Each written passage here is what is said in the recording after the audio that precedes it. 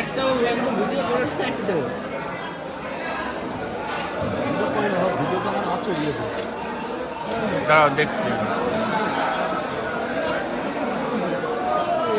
video আসতে পারবে না হ্যাঁ